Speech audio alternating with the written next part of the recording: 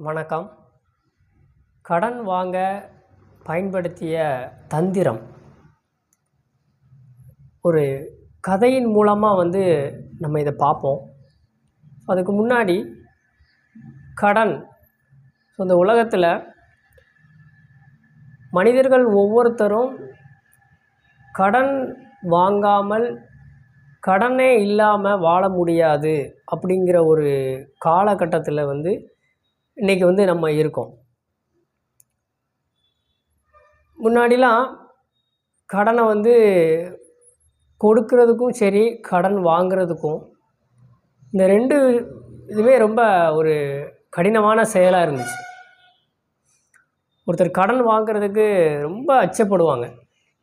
அதே மாதிரி ஒருத்தரை நம்பி கடன் கொடுக்கறதுக்கும் ரொம்ப யோசித்து கொடுப்பாங்க. ஸோ இப்போ அந்த மாதிரி இல்லை.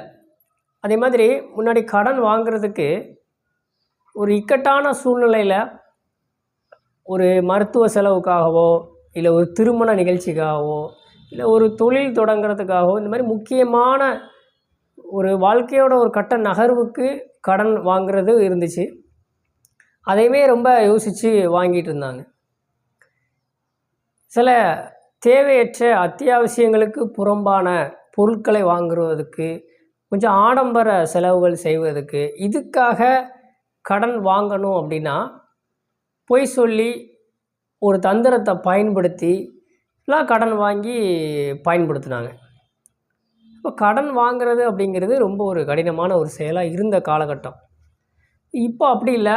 இப்போது கடன் கொடுக்கறதுக்கு நாடு முழுமைக்கும் நிறையா வங்கிகளாக இருக்கட்டும், ஒரு தனிநபராக இருக்கட்டும், ஒரு ஃபினான்ஸ் எல்லாமே தயாராக இருக்காங்க. யார் வேணாலும் கடன் வாங்கிக்கோங்க, அது பணமாக வாங்கிக்கோங்க, இல்லை நீங்கள் ஒரு பொருள் வாங்குறீங்கன்னா அதை கடனாக வாங்கிக்கோங்க, இஎம்ஐ போட்டுக்கோங்க, கிரெடிட் கார்டு அப்படின்னு சொல்லி கடன் நிறைய கிடைக்குது. ஸோ அந்த அளவுக்கு மாறிட்டு, ஆனால் அந்த கடனை கொடுக்க முடியுமா அப்படிங்கிறது அது ஒவ்வொருத்தரோட தனிப்பட்ட திறமை. ஸோ அப்படிப்பட்ட சூழ்நிலையில் இப்போ நான் ஒரு கதை படித்தேன். அதை உங்களோட பகிர்ந்துக்கிடணும் அப்படின்னு சொல்லி நான் விருப்பப்படுறேன். இந்த முல்லா கதைகள் சொல்லிட்டு ஒரு கதை, அது நீங்களும் கேள்விப்பட்டிருக்கலாம். ஸோ இந்த முல்லா ஒரு செல்வந்தர்கிட்ட போகிறான். ஒரு செல்வந்தர்கிட்ட போய் ஒரு ஏழை ஒருத்தர்கிட்ட கடன் வாங்கி ரொம்ப கஷ்டப்படுறாரு. அந்த கடனை அடைக்க முடியாமல் கஷ்டப்படுறாரு. அதை வட்டிக்கு மேலே வட்டியாகி ரொம்ப பெரிய சுமையாயிடுச்சு. அவர் தற்கொலை கூட பண்ணிக்கிடலாம். அவரை எப்படியாச்சும் நீங்கள் காப்பாற்றுங்க, அவருக்கு உதவி செய்யுங்க, நீங்கள் கொஞ்சம் பணம் கொடுங்க, அவர் அந்த கடனை அடைச்சி மீண்டு வந்துடுவார், உங்களுக்கும் சீக்கிரமே அந்த பணத்தை திருப்பி கொடுத்துருவார், இதுக்கு நான் பொறுப்பு அப்படின்னு சொல்லி அந்த செல்வந்தர்கிட்ட சொல்கிறாரு. அவர் சரி ஓகே நான் பணம் தாரேன் அப்படின்னு சொல்லிட்டு அவர் முல்லாக்கிட்ட பணம் கொடுக்குறாரு. பணம் கொடுத்துட்டு கேட்குறாரு, சரி அந்த ஏழை யார் அப்படின்னு சொல்லி கேட்குறாரு. அதுக்கு முல்லா சிரிச்சிட்டே வேறு யாரும் இல்லை, அது நான் தான் அப்படின்னு சொல்கிறாரு. பணத்தை வாங்கிட்டு போயிடாரு. ஒரு 2 மாதம் கழித்து இந்த பணத்தை திருப்பி கொடுத்துட்றான். அவர்கிட்ட செல்வந்தர்கிட்ட இல்லை அந்த பணம் நாங்கள் உங்கள் பணம் திரும்ப வாங்கிக்கோங்க அப்படின்னு சொல்லி கொடுத்துட்றான். திரும்ப கொஞ்சம் காலம் கழித்து ஒரு 4 மாதமோ 5 மாதமோ கழித்து திரும்பவும் அந்த செல்வந்தர்கிட்ட போகிறான். அப்போ அந்த செல்வந்தர் கேட்குறாரு, என்ன மறுபடியும் ஏதாவது ஒரு ஏழை கடன் வாங்கிட்டான்னு சொல்லி பணம் வாங்க வந்திருக்கியா அப்படின்னு சொல்லி கேட்காரு.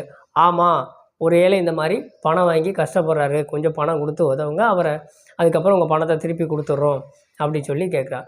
போன முறை இந்த மாதிரி தான் சொல்லிட்டு போனால், இந்த முறை இந்த மாதிரி சொல்கிற அப்படி சொல்லி, இல்லை உண்மையிலேயே ஒரு ஏழை தான் வாங்கியிருக்காரு, இது நான் கிடையாது அப்படிங்கிறார். இல்லை உன் மேலே எனக்கு நம்பிக்கை இல்லை அப்படின்னோடனே நீ இந்த ஆளை கூட்டிகிட்டு வா அப்படிங்கிறார். இந்த செல்வந்தர் சொன்ன உடனே போய் இந்த ஆளை போய் கூட்டிகிட்டு வந்துடுறான். பாருங்கள், இவர் தான் அந்த ஏழை கடன் வாங்கியிருக்காரு கஷ்டப்படுறேன்னு. இவர் கேட்குறார் செல்வந்தர், நீ தான்ப்பா அந்த ஏழையாப்பா அப்படின்னு சொல்லி கேட்கும்போது, ஆமாம் கடன் வாங்கியிருக்கேன் அப்படிங்கிறாரு. இவர் உடனே சரி நான் பணம் தரேன்னு சொல்லிவிட்டு முல்லாட்ட அந்த பணத்தை கொடுக்குறாரு. அதை முல்லா வாங்கிட்டு சரி ஏன் நீ இந்த பணத்தை வாங்கிடுறா, அவர்கிட்ட கொடுக்காம நீ வாங்கிடுறா அப்படின்னு சொல்லி அந்த செல்வந்தர் கேட்குறாரு. ஸோ அதுக்கு முல்லா சொன்ன பதில் என்னென்னா, அவர் கடன் வாங்கியிருக்கிறாரு, ஆனால் அந்த கடனை என்கிட்ட தான் வாங்கியிருக்கிறாரு. ஸோ எனக்கு தான் அவர் கடன் தரணும். ஸோ அதனால் அந்த கடனை நானே வாங்கி அந்த பணத்தை நானே பெற்றுக்கொள்கிறேன் அப்படின்னு சொல்லி சொல்கிறான்.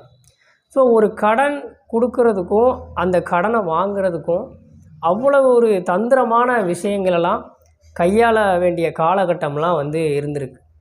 இப்போ வந்து அந்த மாதிரி இருக்கிறதில்ல. நேரடியாக கடன் கொடுத்து மக்களோட வாழ்வை வந்து உயர்த்துறங்கிற பேரில் நிறைய விஷயங்கள் நடக்கும். ஸோ இதில் கடன் கொடுக்கறது வாங்கிறது புத்திசாலித்தனம் இல்லை, கடனே வாங்காமல் எப்படி இருக்கிறது அதுதான் வந்து வேலையான விஷயம். ஸோ இந்த கதையிலேருந்து நம்ம தெரிஞ்சுக்க வேண்டியது என்ன அப்படின்னா, ஸோ கடன் அப்படிங்கிறது ஒரு தவிர்க்க முடியாத ஒரு விஷயம்தான். ஸோ அது நம்மளை எப்படி பார்த்துக்கிடுது அப்படிங்கிறது தான் ஒரு இது.